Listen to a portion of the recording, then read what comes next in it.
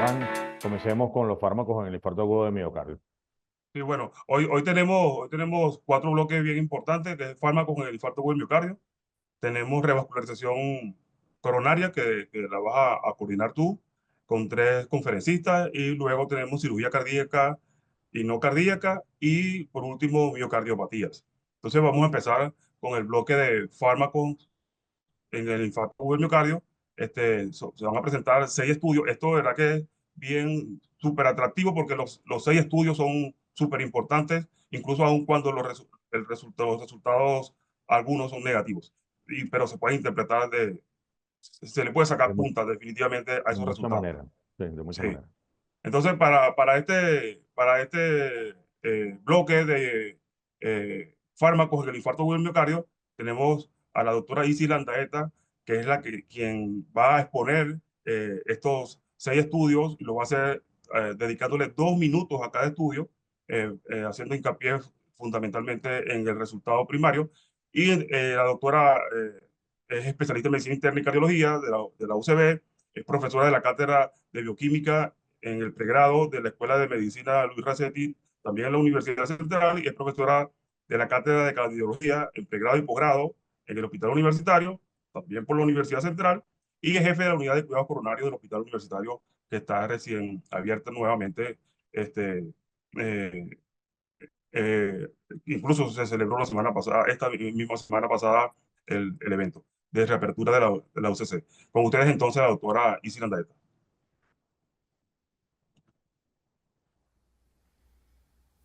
Buenas tardes a todos. Quería dar gracias a la Sociedad Venezolana de Cardiología y nuevamente felicitar a los doctores Amaro Alcalá y Torres Viera por su interés en mantener espacios de formación y actualización. Voy a presentarles 6 estudios de fármacos en el infarto agudo del miocardio. El primero, el EMPACT-MI, del uso de empaglifosina postinfarto del miocardio. Se trata de un estudio aleatorizado, doble ciego, placebo controlado, de pacientes hospitalizados por infarto agudo del miocardio y fracción de eyección menor de 45% y o signos de congestión con necesidad de tratamiento durante la hospitalización. Fueron aleatorizados a recibir 10 miligramos de empagliflozina o placebo dentro de los 14 días posteriores al ingreso. Además, debían tener un factor adicional que se asocie a hospitalizaciones por insuficiencia cardíaca o muerte. 75% de los pacientes tenían infarto con elevación del ST y el seguimiento fue a 17,9 meses. El objetivo primario fue combinado de hospitalización por insuficiencia cardíaca o muerte por cualquier causa, con análisis de tiempo hasta el primer evento, y se ve que no hubo diferencia significativa entre los dos grupos. Cuando se analiza cada uno de los componentes del objetivo primario, no hubo diferencias en la mortalidad por cualquier causa. En cambio, aquí en la gráfica se ve cómo la empagliflozina sí produjo una reducción significativa de la primera hospitalización, así como del número total de hospitalizaciones por insuficiencia cardíaca. Los investigadores concluyen que el tratamiento con empagliflozina respecto a placebo no condujo a una reducción del riesgo del objetivo primario definido como el combinado de reducción de la hospitalización por insuficiencia cardíaca o muerte por cualquier causa. Ahora, el Reduce AMI. Betabloqueantes tras el infarto del miocardio y fracción de eyección preservada. Este ensayo fue de grupo paralelo y abierto realizado en 45 centros en Suecia, Estonia y Nueva Zelanda. Incluyó pacientes con infarto de miocardio con lesiones angiográficamente significativas y fracción de eyección superior a 50% para recibir tratamiento a largo plazo con un betabloqueante, fuera metoprolol o bisoprolol, o no recibir ningún betabloqueante. El punto final primario fue un combinado de muerte por cualquier causa o infarto del miocardio no fatal. El punto final secundario fue un combinado de muerte por todas las causas, infarto de miocardio y hospitalización por insuficiencia cardíaca. Además, se presentó un punto de seguridad que incluyó hospitalización por bradiarritmia, hipotensión o síncope, asma o EPOC o accidente cerebrovascular.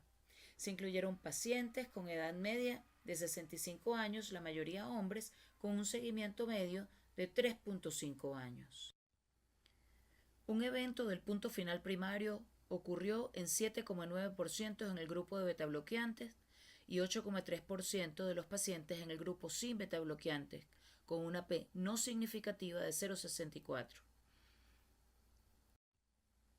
Entre los pacientes con infarto agudo del miocardio que se sometieron a una angiografía coronaria temprana y tenían una fracción de eyección del ventrículo izquierdo conservada, el tratamiento con betabloqueantes a largo plazo no presentó menor riesgo de muerte por cualquier causa o un nuevo infarto del miocardio comparado con no usar tratamiento betabloqueante. Ultimate DAPT, monoterapia con ticagrelor luego de un mes de uso de terapia antiplaquetaria dual. Es un ensayo clínico aleatorizado, doble ciego y controlado con placebo. Se incluyó a pacientes con síndrome coronario agudo que completaron el estudio IBUS-ACS y que no tuvieron eventos isquémicos hemorrágicos importantes después de un mes de tratamiento con terapia antiplaquetaria dual. Fueron aleatorizados para recibir ticagrelor más aspirina oral o ticagrelor más un placebo oral equivalente, comenzando un mes y terminando 12 meses después de la intervención coronaria percutánea, es decir, 11 meses en total. El reclutamiento se llevó a cabo en 58 centros en China, Italia, Pakistán y el Reino Unido, con un seguimiento de un año. El criterio de valoración principal de superioridad fue el sangrado clínicamente relevante clasificado por BARC, que es la escala de Consorcio de Investigación Académica de Sangrado, y se evaluaron BARC 2, 3 y 5. El punto final primario de no inferioridad fue eventos adversos mayores, definido como la combinación de muerte cardíaca, infarto de miocardio, accidente cerebrovascular isquémico, trombosis definitiva del stent o revascularización del vaso tratado. Entre el mes 1 y el mes 12 después de la intervención coronaria percutánea, se produjo hemorragia clínicamente relevante en 2,1% en el grupo de ticagrelor más placebo y en 4,6% del grupo de ticagrelor más aspirina, con significancia estadística. Eventos cardiovasculares mayores se produjeron en 3,6% en el grupo de ticagrelor más placebo y en 3,7% en el grupo de ticagrelor más aspirina, con una P de no inferioridad significativa. El estudio pone de manifiesto que usar un solo antiplaquetario tiene menos eventos hemorrágicos que usar dos, sin producirse algún incremento de los eventos isquémicos, por lo que concluyen también que se justifica la actualización de las directrices y un cambio en la práctica para tratar a los pacientes con síndrome coronario agudo revascularizados solo durante un mes con terapia dual para luego usar un inhibidor de P2Y12 potente como el ticagrelor. El siguiente estudio es el ABIS, de interrupción o continuación de los betabloqueantes después de un infarto de miocardio. El objetivo del estudio fue evaluar la eficacia y seguridad de interrumpir los betabloqueantes en pacientes que han sufrido infarto del miocardio no complicado, buscando reducir los efectos adversos y mejorar la calidad de vida. Un ensayo clínico multicéntrico, abierto y aleatorizado, en que se incluyeron pacientes con antecedentes de infarto del miocardio no complicado ocurrido al menos 6 meses antes y una fracción de eyección del ventrículo izquierdo mayor al 40%. Fueron aleatorizados en proporción de 1:1 en dos grupos de interrupción o continuación del tratamiento betabloqueante. El objetivo primario fue evaluar la no inferioridad de la interrupción de los betabloqueantes en comparación con su continuación, en términos de un compuesto de muerte, infarto no fatal, accidente cerebrovascular no fatal u hospitalizaciones por causas cardiovasculares con un seguimiento mínimo de un año. El objetivo secundario consistió en evaluar los cambios de la calidad de vida mediante el cuestionario europeo de calidad de vida de 5 dimensiones. Tras una mediana de seguimiento de 3 años, el 23,8% de los pacientes en el grupo de interrupción y 21,1% en el grupo de continuación de los betabloqueantes presentaron un evento del objetivo primario, con una razón de riesgo de 1,16 y una P de 0,44 para la no inferioridad. Además, no se observaron mejoras significativas en la calidad de vida tras la interrupción del tratamiento. En conclusión, en pacientes con antecedentes de infarto del miocardio, la interrupción de betabloqueantes no demostró ser no inferior a su continuación, y no se observaron mejoras relevantes en la calidad de vida. Lo que sí se vio fue un aumento numérico en el riesgo de angina recurrente y otros eventos coronarios, con incremento de las hospitalizaciones, incremento de la frecuencia cardíaca y de la presión arterial. También fueron presentados este año los resultados del ensayo CLEAR, un ensayo multicéntrico con un diseño factorial 2x2, en el que se asignaron aleatoriamente a pacientes con infarto del miocardio que habían sido sometidos a angioplastia coronaria a recibir ya sea espironolactona, colchicina, ambas o ninguna. Los puntos finales primarios del factorial de espironolactona fueron un compuesto de muerte cardiovascular o aparición o empeoramiento de insuficiencia cardíaca, como el número total de eventos, y una combinación de la primera aparición de infarto del miocardio, ictus, aparición o empeoramiento de insuficiencia cardíaca o muerte cardiovascular. Para el punto primario de muerte cardiovascular e insuficiencia cardíaca, se ve que no hay ninguna diferencia entre el grupo que recibió placebo y el grupo que recibió espironolactona. Para el otro punto primario de muerte cardiovascular, infarto, SB y empeoramiento de la insuficiencia cardíaca, tampoco hay diferencia estadísticamente significativa entre el grupo que recibió placebo y el grupo que recibió espironolactona. Por lo tanto, la conclusión de este estudio es que entre los pacientes con infarto del miocardio, la espironolactona no redujo la incidencia de muerte por causas cardiovasculares o la aparición o empeoramiento de la insuficiencia cardíaca, ni la incidencia de una combinación de muerte por causas cardiovasculares, infarto de miocardio, accidente cerebrovascular o aparición o empeoramiento de la insuficiencia cardíaca. En el factorial de colchicina, el punto final primario estaba dado por muerte cardiovascular, infarto del miocardio recurrente, ictus, revascularización por isquemia, y se vio que no hubo diferencia significativa entre colchicina y placebo. Lo que sí se observó fue una reducción significativa en los niveles de proteína C reactiva en el grupo de colchicina a los 3 meses. Como conclusión, entre los pacientes que sufrieron un infarto de miocardio, el tratamiento con colchicina, cuando se inició poco después del infarto del miocardio y se continuó durante una mediana de 3 años, no redujo la incidencia de resultado primario compuesto. Por último, el estudio NotchFlu de avisos electrónicos para aumentar la vacunación contra la gripe en pacientes con infarto del miocardio. Este análisis preespecificado del uso racional del sistema de cartas electrónicas del gobierno danés para aumentar la aceptación de la vacuna contra la gripe examinó el efecto de los recordatorios conductuales digitales sobre la aceptación de la vacuna contra la gripe en función de la presencia de enfermedad cardiovascular. 3 grupos, uno mayor de 65 años, con avisos que pretenden aumentar la aceptación de la vacuna, otro grupo similar en busca de la confirmación de la eficacia de los incentivos digitales en el aumento de la aceptación de la vacuna, y el último de adultos con enfermedad crónica con intención de aumentar la aceptación por la vacuna. Un ensayo aleatorizado basado en registro que incluyó a ciudadanos daneses durante la temporada de gripe del 22 al 23. Se enviaron hasta 9 modelos de cartas electrónicas con diseños basados en conceptos conductuales. El criterio de valoración principal fue la recepción de una vacuna contra la gripe el 1 de enero del 23 o antes. Los efectos de las cartas de intervención se examinaron según la presencia de enfermedad cardiovascular y en subgrupos cardiovasculares que incluían insuficiencia cardíaca, cardiopatía isquémica y fibrilación auricular. En comparación con la atención habitual, una carta que enfatizaba los posibles beneficios cardiovasculares de la vacunación antigripal aumentó las tasas de vacunación. Este efecto fue consistente en los participantes con enfermedad cardiovascular y sin enfermedad cardiovascular. Una estrategia de cartas repetidas con una carta de seguimiento recordatorio 14 días después también fue eficaz para aumentar la vacunación contra la gripe, independientemente de la enfermedad cardiovascular. La eficacia de ambas estrategias de estímulo fue consistente en todos los grupos principales de enfermedad cardiovascular. Ninguna de las otras 7 estrategias de estímulo fue eficaz independientemente del estado de salud cardiovascular. En pacientes con infarto del miocardio que no se habían vacunado en la temporada anterior, el mensaje de estímulo de ganancia cardiovascular fue más efectivo en incrementar los porcentajes de vacunación.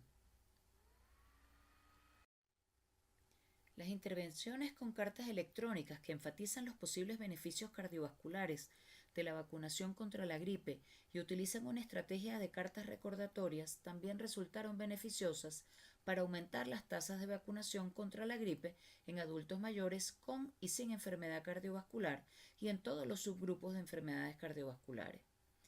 Los recordatorios electrónicos pueden mejorar la aceptación de la vacuna contra la gripe en personas con enfermedad cardiovascular. Esta estrategia, de fácil implementación y bajo costo, debería considerarse para fomentar la vacunación contra la gripe en pacientes de alto riesgo, como lo son los pacientes post-infarto del miocardio. Muchas gracias. Gracias, Isi, y gracias por hacerlo excelente y en tiempo.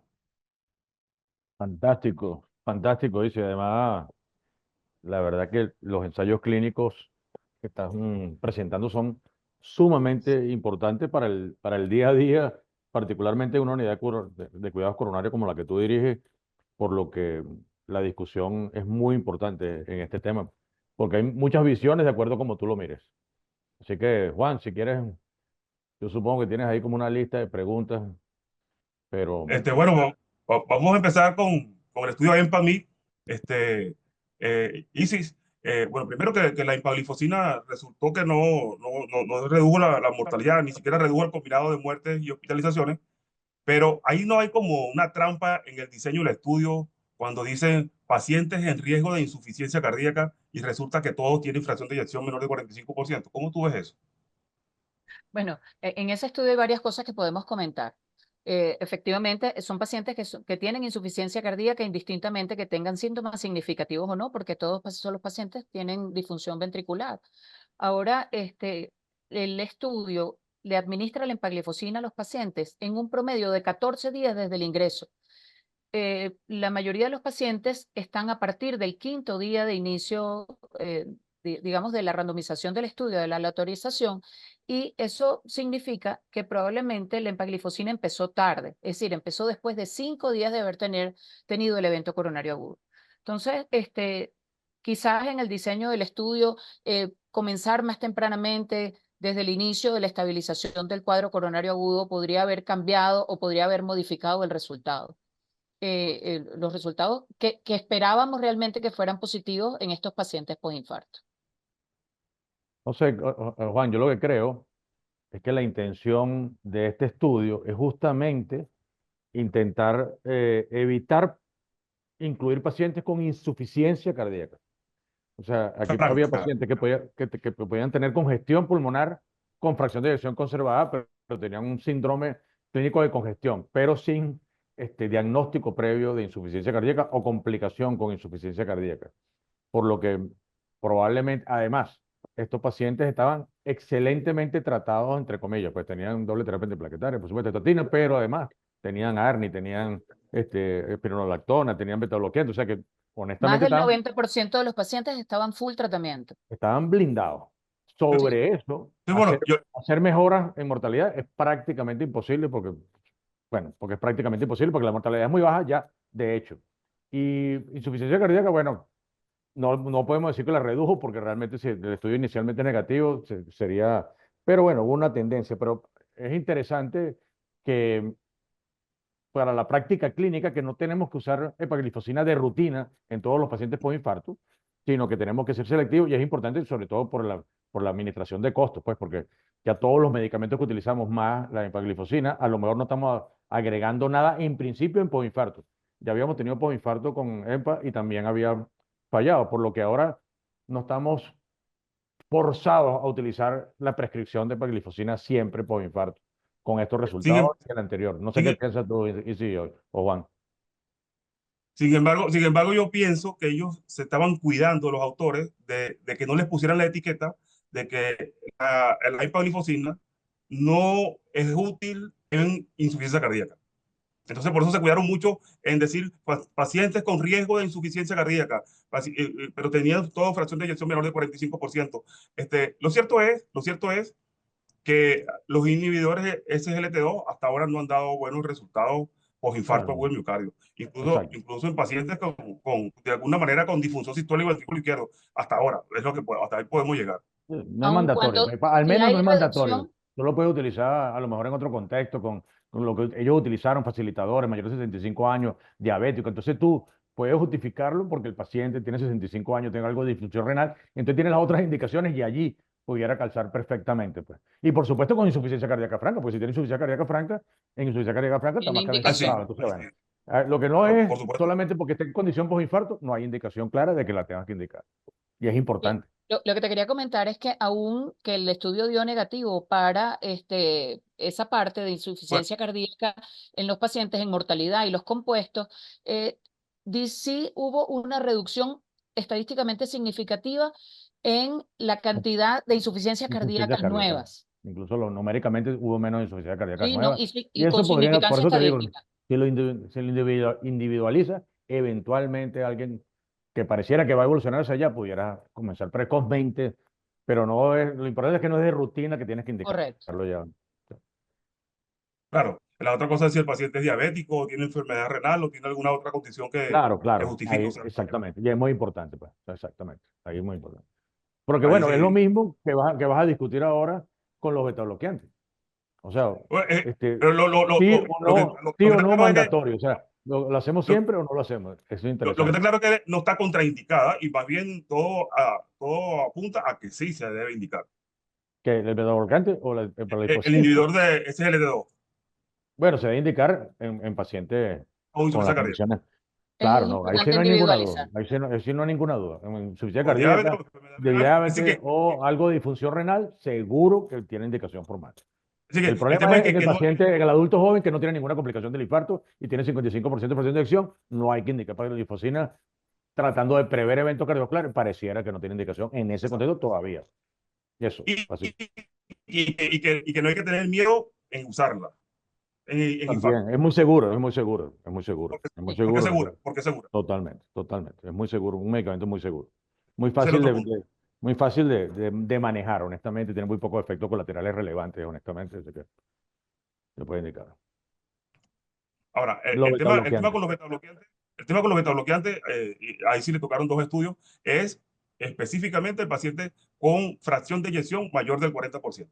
En menor de 40%, POS-IM, no cabe duda que los betabloqueantes deben ser usados. Ahora, en este escenario de POS-IM con fracción de eyección mayor del 40%, ¿cómo tú ves la cosa, Isis? ¿Cómo tú lo ves en tu unidad de cuidados coronarios? ¿Cómo tú ves esa indicación de betabloqueante? Sí, bueno, ¿Cómo lo haces ahorita? Y a raíz de estos dos estudios, ¿cómo lo haces ahora? sí, es importante entender cuáles son los grupos de pacientes. Aquí tenemos pacientes que están revascularizados post-IM, que es uno de los estudios, y el otro estudio es pacientes que han tenido infarto y que están estables durante esos 6 meses siguientes del infarto, o sea, que no han tenido ningún evento agudo en esos 6 meses. O sea, que son pacientes que en teoría están estabilizados su síndrome coronario o su enfermedad inestable, ¿ok? Entonces es importante que entendamos cuál es el grupo de pacientes que estamos evaluando y efectivamente no hay diferencia estadísticamente significativa en el uso de betabloqueantes a largo plazo en los pacientes que tienen enfermedad isquémica estable, ya sea postinfarto revascularizados con fracción de eyección mayor de 50% o los pacientes que han tenido infarto que está estable en esos últimos 6 meses y se le quitan los betabloqueantes. Entonces, realmente lo que nos dice eso es que probablemente todavía los betabloqueantes tienen indicación en el infarto agudo y en los primeros meses de tratamiento con infarto, después del infarto, o en los pacientes que no han sido revascularizados. Ya los pacientes que han sido revascularizados pierde un poco la importancia el uso de betabloqueantes y eso del betabloqueante eterno que teníamos nosotros que utilizábamos betabloqueantes por 1, 2, 3, 4 y 5 años en pacientes estables, pues ya nos están poniendo un límite y nos están diciendo no. Hay pacientes en los que sí lo necesitas porque están en insuficiencia cardíaca, en arritmia, etcétera, pero hay pacientes que no necesitan el betabloqueante tan a largo plazo. Nuevamente, exactamente. Sí, porque el tema, Juan y sí, es que, como decía el doctor Mandrola, hay algunas evidencias que deberían tener fecha de expiración. Y la verdad que la evidencia con los beta bloqueantes surgió mucho antes de que nosotros comenzáramos a revascularizar formalmente, mecánicamente los infartos. Y cuando tú revascularizas a tiempo los infartos, la posibilidad o la incidencia de complicaciones disminuye dramáticamente. Tanto es así que ahorita durante la época de COVID, que hubo retraso en la asistencia de los infartos, volvieron a aparecer las complicaciones, las grandes Correcto. insuficiencias cardíacas, las rupturas intraventriculares o la ruptura de pared libre, mientras que si eso no está y tú revascularizas, el paciente tiene una muy baja tasa de complicaciones. O sea que si el paciente tiene fracción de eyección preservada, pareciera que no tiene indicación, pero a mí me parece importante de todas maneras decir que si no tiene ninguna contraindicación beta-bloqueante y tiene una buena indicación, porque el paciente, por otro lado, persiste con algo de frecuencia cardíaca un poco elevada, con algo de hipertensión leve, con algo de, no sé, cualquier síntoma, incluyendo ansiedad postinfarto, es un medicamento muy seguro que no va a hacer daño y que tú pudieras indicar para complementar y proteger un poco más ese miocardio vulnerable. Pero no hay, nuevamente, igual que con el empagliflozina, ya no hay indicación formal de la indicación de beta bloqueantes en pacientes con fracción de eyección preservada.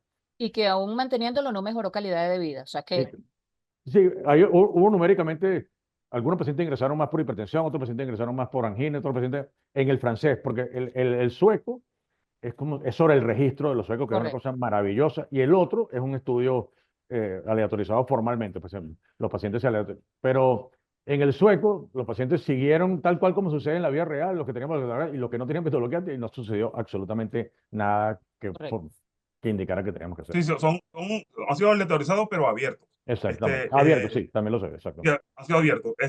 Pero el otro tema, incluso con el AVI, que es interesante, es que ahora ya después de 6 meses, ellos lo que se plantean es, incluso si dejarle el betabloqueante es dañino, si Por dejarle el eso. betabloqueante aumenta la mortalidad, si dejarle el betabloqueante empeora la calidad de vida. Y ellos lo que demostraron en el AVI es que no Que empeora no la pasa calidad de nada, vida, nada, que absolutamente. no la altera, ni que aumenta la mortalidad. Es decir, que si lo dejas, tampoco es que le estás haciendo daño al No paciente. estás haciendo ningún daño, por Correcto. eso. Pero y el paciente puede tener, por ejemplo, por decirte, los pacientes que tienen migraña, por decirte algo, las mujeres que tienen migraña, que responden mucho al uso de betabloqueantes crónicos. Bueno, no haces ningún daño si el paciente se queda porque además tiene esta indicación adicional. Las Puede que tenga una indicaciones. indicación adicional, taquicardia inadecuada, aunque todo eso pudiera ser una indicación perfecta para betabloqueantes y no tiene ninguna indicación porque daño no hace.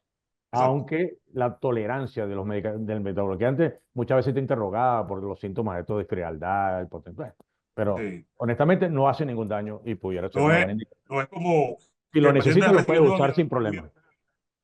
que el paciente está recibiendo amidarola y tú estás loco por quitársela por los tóxicos de la droga. Por ejemplo, No es fantástico. O el sea, caso, no es el caso. No es el caso. el paciente tiene supraventriculares frecuentes sintomáticas. Va a responder y puede responder perfectamente al betabloqueante. Lo puede usar sin ningún problema y sin ningún riesgo, pues es lo que quiero decir, sin ningún riesgo para el paciente. Exacto. Esa es la idea. O sea que Y estamos quitándole medicamentos a la lista de la prescripción postinfarto De los obligatoria. eternos. Y es importante. Y ahorita le vas a quitar otro, porque pues, parece que le quiere quitar, bueno, por lo menos Easy parece que le quiere quitar la aspirina inmediatamente, porque ya le pusieron el stent y con ticagrelor parece que es suficiente. Y ella también ella está en un plan de ahorro ahí en el universitario. Quítale eso también, pues. Un mes y se acabó esto. ¿Qué piensas, Easy?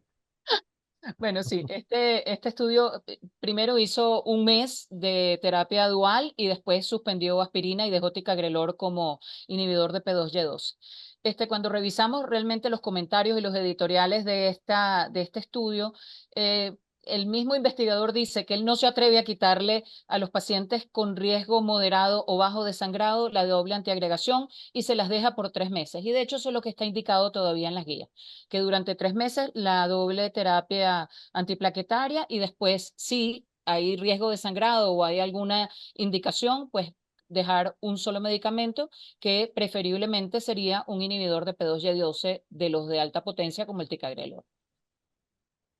sí, el tema es que 2 estudios previos habían fallado interrumpiendo la aspirina en el primer mes. Y habían 2 estudios que habían tenido éxito interrumpiéndolo a los 3 meses. Este es el primer estudio que es exitoso disminuyendo hemorragia y sin cambios con respecto a eventos isquémicos cuando suspende la aspirina al mes en Correcto. pacientes con alto riesgo de hemorragia. Entonces, Total, lo que sí, total. en pacientes con alto riesgo de hemorragia, por lo Eso es menos esto es importante, esa coletilla es importante, alto riesgo de hemorragia. exacto, no es a todos se les va a hacer. A los pacientes con alto riesgo de hemorragia tenemos un aval de que incluso podemos parar la aspirina al mes. Antes no Total, había esa evidencia, era a 3 total. meses. Esta es la primera evidencia que soporta que al mes podemos parar la aspirina. Y eso es lo relevante. Lo importante es que ahora tú tienes muchas evidencias donde aparentemente tú puedes hacer la prescripción del antiplaquetario de acuerdo al contexto clínico del paciente y a su situación demográfica, pues, porque no es lo mismo un paciente que tiene 90 años, dejarlo en aspirina y ticagrelor después de un estén de la descendente anterior, que un paciente de 60 años que no tiene prácticamente ningún riesgo de sangrado, no tienes por qué acortarle a ese paciente de 60 años la doble terapia antiplaquetaria ante los 3 meses, pero un paciente a lo mejor de 90 años probablemente yo me vea inclinado a no lidiar con una complicación hemorrágica y preferir tratar simplemente con el antiplaquetario potente para preservar la permeabilidad del estén y, por supuesto, los eventos isquémicos recurrentes. Ese es el Completamente de acuerdo. corolario adecuado, claro. E incluso dejárselo más allá de un año solo. Total, total, estuviera Y, solo. Sí, y bueno, después habría, que 2 no, años, que 3 no la años. tenemos todavía, que tú la puedes reducir. ¿Te acuerdas que puedes Sí, sí, reducir a 60 miligramos cada 12 horas, o sea, 2 veces al Eso. día? Y es que es perfectamente viable, que es la dosis que se son Pegasus. el famoso estudio del doctor Batz, sí, exactamente, exactamente, totalmente. Mira, y con respecto a la colchicina, Ay, este, papá, ay, Sí, bueno, papá. ese Cuidado, estudio cuidado, cuidado con lo que dicen, porque el doctor Iván Mendoza está conectado, así que les agradezco, sean corteses con la colchicina, es una autoridad. el muerto tiene dolientes. Sí, Exacto. no me digan eso porque el doctor Mendoza fue mi profesor además. Fíjate, bueno, tenemos el antecedente de los estudios del Colcott y que sí Del efectivamente loco. dieron, del Lodoco, correcto, que dieron para la colchicina administrada percosmente. En este brazo del factorial donde se usó colchicina contra placebo, la verdad es que no hubo ninguna diferencia entre el uso de colchicina y placebo en los eventos, digamos, primarios que fueron evaluados. Realmente yo creo que sí hay inflamación y que tenemos que tratar la inflamación. Ahora lo que no estamos muy claros es si realmente es inflamación tratada con un medicamento que es relativamente seguro como la colchicina, aunque dio muchos efectos colaterales, Muchos efectos dolor colaterales. abdominal, diarrea, etcétera, está indicado para todos los pacientes. Yo creo que como todo, tenemos que individualizar casos y tenemos que buscar cuáles son los pacientes que sí se pueden beneficiar del uso de la colchicina, pacientes que tienen proteína C reactiva muy elevada, etcétera, porque sí demuestra que hay reducción de la inflamación por reducción de los niveles de proteína C reactiva, aunque eso no se traduce en una disminución de los puntos finales primarios. La Sí. verdad es que es interesante, ¿no? Juan, ¿qué opinas tú, Juan?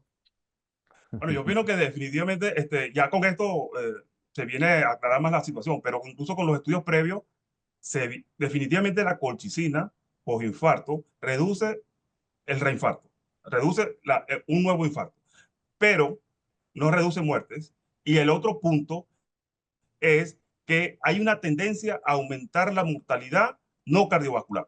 Los pacientes, tendencia, no, eso no fue un aumento significativo de la mortalidad no cardiovascular, pero sí se ve claramente tendencia por aumento de las infecciones, fundamentalmente incluso gastrointestinales. Entonces, yo creo que por ahí van los tiros. Yo creo que sí hay que atacar el problema inflamatorio, pero hay que buscar una droga que sea más efectiva que la colchicina, que tenga un efecto parecido, pero que no tenga eventos adversos, incluso que puedan comprometer la sobrevida de los pacientes. Sí, Correcto. es cierto. O sea, aquí lo que estamos es, nuevamente, creo yo, estamos eliminando cortésmente drogas que eventualmente no vamos a necesitar en el manejo obligatorio post-infarto. Y la colchicina también parece salir del armamentario con este estudio, porque este estudio es un estudio súper serio, que además tuvo un seguimiento mayor de 5 años, en algunos pacientes hasta 7 años, y cuando lo está propuesto. O sea que cuando lo examinan, no solo examinaron la situación inflamatoria en el evento agudo, sino que en el síndrome coronario crónico también. Y en ninguna de las dos condiciones funcionó, que es la Funciona. aprobación de la FDA. no en las guías, pero es la aprobación de la FDA, por lo que probablemente vamos a tener que tener indicaciones muy precisas, solamente pacientes refractarios al tratamiento, que no han respondido, que han tenido eventos recurrentes donde crea que el proceso, que la inflamación está jugando un rol y allí indicarlo. Pero nuevamente, no hay indicación de usarlo de rutina y eso es importante para la audiencia, para las unidades de cuidados coronarios, etcétera, etcétera. De hecho, la recomendación en la guía es 2B hasta Dos ahora. veces, total. 2B. Es decir, La más o de la menos mal. FDA, la de la FDA es la que es más o menos buena, pero no, pero es la FDA, simplemente aprobación para que lo use, pero no tiene nada que ver con la guía. Exactamente. Y finalmente, que también es un tema de experticia del doctor Iván Mendoza, lo conveniente de que los pacientes postinfarto se vacunen y que mientras más información manejen, pareciera que es más beneficioso. ¿Qué dices tú, Isi? ¿Qué carta vas a entregar a todos los pacientes en la tu unidad de cuidados coronarios? O, Tienes que hacer una copia de la o, carta de este trial para que los estimulen para que se vacunen Sí, o, sí. o que, en un periodo o que no- cercano. o que nos diga antes de hablar de la vacuna de la espironolactona, Ah, no, exacto, del que clear, falta la espironolactona del clear, sí, decía, exactamente. Sí, bueno. ¿algún comentario? Bueno, nada, el comentario es que definitivamente la espironolactona no mejoró las hospitalizaciones por insuficiencia cardíaca ni las insuficiencias cardíacas de nueva aparición en este brazo de estudio, lo que significa que la espironolactona tampoco está indicada en estos pacientes, ¿no? Es realmente Nuevamente, en pacientes con fracción de eyección preservada. preservada. Por supuesto, en fracción de eyección deprimida, full indicada después del EFESU, pero en preservada tampoco tiene indicación. O sea que Eh, hemos eliminado una Estamos cantidad de claros. cosas. Claro, Estamos estamos claros adaptándonos que a la terapia Venezuela. fundacional de la insuficiencia cardíaca va. Ahora, si no hay Exacto. indicación por insuficiencia cardíaca, no tiene No realmente tenemos. un lugar en el tratamiento de los pacientes OIM. Por eso sigue siendo tan importante cuando uno pasa revista en cuidados coronarios, preguntar cuál es la fracción de acción. Porque de la fracción de Total. acción depende de todo, depende de lo que vas a poner. ¿Qué vas a poner y Discrimina qué no vas a muchas poner? cosas. Total, facilita mucho la discriminación No, no, de, tal de qué cual, indicar, absolutamente. definitivamente, Aunque haya definitivamente. tanta variabilidad interobservador e intraobservador, la fracción de dirección sigue siendo una herramienta muy útil. Es más, a veces el paciente tiene fracción de acción 42% y no, ponle 38. Exacto, exacto, exacto, exacto, exacto. Eso No, entra dentro de la desviación estándar más o menos 5. 5% de desviación estándar, vamos para abajo. Exacto, Correcto. para beneficiarlo. Así es. ¿Y la vacuna, Isi? Bueno, la vacuna ya está bien demostrado que vacunar a los pacientes pues disminuye los eventos a largo plazo, a mediano y largo plazo. Pues bueno, este es un estudio que trata como de incentivar a la población general a que utilice la vacuna contra la influenza estacional. Y bueno, realmente la carta, como dices tú, ¿cuál es la que le voy a dar? La carta que funcionó es la carta que dice que vacuna contra la influenza estacional disminuye la mortalidad de los pacientes y que tiene beneficios cardiovasculares. Las otras cartas que decían que es bueno que se tiene que vacunar porque la vacuna cambia cada año, etcétera, esas cartas no fueron tan eficaces, pero las que hablaron de riesgo cardiovascular disminuido con la aplicación de la vacuna, pues fueron Total. eficaces, y esto realmente es una estrategia de muy bajo costo que se podría implementar y que En toda la pudiese. unidad de cuidado coronario Correcto. incluso tratar de que Así es. salgan vacunados, incluso. No, Sería lo yo creo ideal. que incluso hay que hacer algo desde el punto incluso de la Sociedad Venezolana de Cardiología, Total. algo, Algo, una nosotros podemos campaña. generar la carta, tratar de llevarla que sea la utilización rutinaria en las unidades de cuidado coronario a lo largo del país, porque es una cosa muy, muy, muy efectiva, necesaria de hacer y esto aparentemente mueve la credibilidad de los pacientes. No, no, y hacer una publicidad con intención en la población, Total, definitivamente. total. Y para los Totalmente de acuerdo. médicos, porque todavía hay inercia médica en la En ese, indicación de vacunación para la influenza. para adultos, absolutamente, totalmente. Y más posinfarto. Correcto. Con infarto mandatorio, pues. Mandatorio. Ahí sí es mandatorio. Esto sí fue, de todo lo que vimos, esto sigue siendo el mandatorio, la Exacto, vacunación. de acuerdo. No Y importa la fracción de es eyección, no una sola importa la vez, fracción de eyección. exacto, y es una sola vez y el impacto beneficioso es todo el año, pues. Total, total. Así es. ¿Ok? Magnífico, Bueno, Isi, Isi, te felicito. Te felicito excelente. Muchas ¿Verdad gracias. que estos 6 estudios fueron